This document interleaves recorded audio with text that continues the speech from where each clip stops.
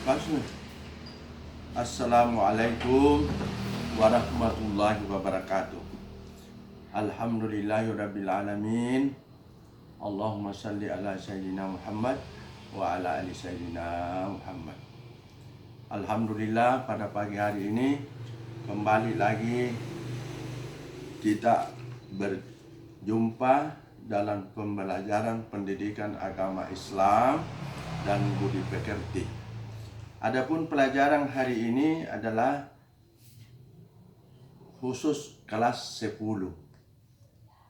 bab 4. Judul pelajaran hari ini yaitu Al-Quran dan hadis adalah pedoman hidupku, atau istilah lain sumber hukum Islam. Bahwa di negara kita ini, di Republik Indonesia, kita mengenal beberapa pengadilan. Ya, ada pengadilan negeri, ada pengadilan tata usaha negara, ada pengadilan militer, dan ada pengadilan agama. Pengadilan agama, khusus agama Islam, yaitu sumber hukumnya ada 3. Nah, apa itu sumber hukum Islam? Yang pertama Al-Quran, yang kedua hadis atau sunnah, yang ketiga ijtihad. Apa yang dimaksud Al-Quran sebagai sumber hukum Islam yang pertama dan utama? Al-Quran menurut bahasa qara'a yaqra'u Qur'anan, artinya bacaan. Al-Quran menurut istilah adalah kalamullah atau kalimat Allah Subhanahu wa taala yang diturunkan kepada Nabi Muhammad sallallahu alaihi wasallam melalui perantaraan malaikat Jibril. Itulah Al-Quran sebagai sumber hukum Islam yang pertama dan utama. Al-Quran ini tidak perlu kita ragukan kebenarannya. Dia adalah petunjuk bagi orang-orang mukmin, petunjuk bagi orang yang beriman, petunjuk bagi orang Islam. Di dalam Al-Quran surat Al-Baqarah, "Zalikal kitabu la raiba fihi hudal lil muttaqin." Itulah kitab. Yang dimaksud kitab Al-Quran, tidak ada keraguan di dalamnya. Hudal lil muttaqin, petunjuk bagi orang-orang yang bertakwa kepada Allah Subhanahu wa taala. Al-Quran itu adalah firman Allah, kalimat-kalimatnya Allah Subhanahu wa taala. Jadi Al-Quran itu secara keseluruhan bersumber dari Allah Subhanahu wa taala. Kemudian yang kedua, sumber hukum Islam yang kedua adalah hadis. Apa itu hadis?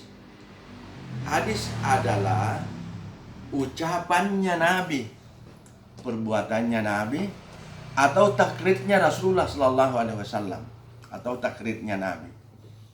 Apa yang dimaksud ucapan? Semua yang pernah diucapkan oleh Nabi, semua yang perbuatan yang pernah dilakukan Nabi, itu hadis.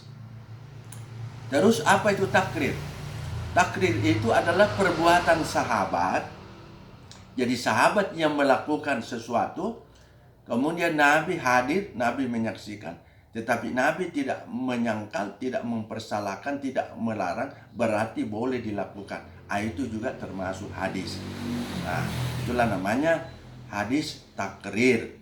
Sahabat melakukan tapi Nabi membenarkan perbuatan itu. Nah, hadis ini bersumber dari Nabi Muhammad SAW. Iya. Nah, dalam sebuah hadis itu ada beberapa hal yang perlu diperhatikan.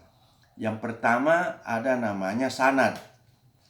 Jadi sanad itu adalah pertalian atau yang dilalui suatu berita dari Rasulullah Shallallahu Alaihi Wasallam sampai kepada yang meriwayatkan hadis. Itu namanya sanad. Jadi pertalian dari Rasulullah sampai kepada diriwayatkan itu hadis. Sedangkan matan hadis adalah intinya atau kalimat yang disampaikan oleh Rasulullah SAW. Kemudian rawi itu adalah yang meriwayatkan atau yang membukukan itu hadis. Seperti di dalam kitab Sahih Bukhari, kitab Sahih Muslim, itu ada hadis yang disebutkan di dalam kitab Sahih Muslim, kitab Abu Daud, Sunan Abu Daud, Sunan At-Tirmizi, dan beberapa lagi kitab-kitab hadis yang besar-besar itu. Nah, jadi ada 3 di situ: sanad yang dilalui berita, kemudian matan intinya hadis, kemudian rawi yang membukukan itu hadis. Ya. Kemudian hadis ini atau sunnah, ada ulama mempersamakan sunnah dan hadis itu sama, tapi ada juga ulama membedakan bahwa hadis itu ucapan, perbuatan, takrir Nabi. Sedangkan sunnah semua yang diamalkan Nabi itu sunnah. Terus kedudukannya hadis dalam hukum itu dibawa daripada Al-Quran. Jadi dia sumber hukum yang kedua. Iya, setelah Al-Quran kemudian hadis. Tetapi hadis ini ada beberapa fungsinya terhadap Al-Quran. Iya. Fungsi hadis terhadap Al-Quran ada 4. Yang pertama, menjelaskan yang bersifat umum atau pengertian umum. Kemudian hadis menjelaskan secara terperinci. Mana contohnya? Misalnya di dalam Al-Quran disebutkan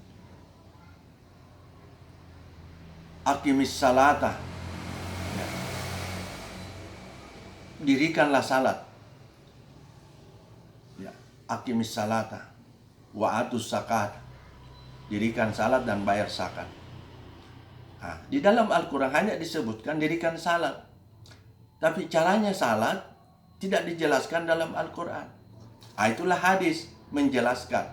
Bagaimana Nabi menjelaskan salat? Nabi mengatakan, sallu kama ra'aitumuni usalli. Salatlah kamu sebagaimana kamu melihat saya salat. Jadi bagaimana caranya salat? Lihatlah Rasulullah. Rasulullah takbir, Rasulullah baca Fatihah, Rasulullah baca surat, Rasulullah ruku, Rasulullah sujud, Rasulullah tahiyat. Itulah hadis menjelaskan sesuatu yang bersifat umum di dalam Al-Quran.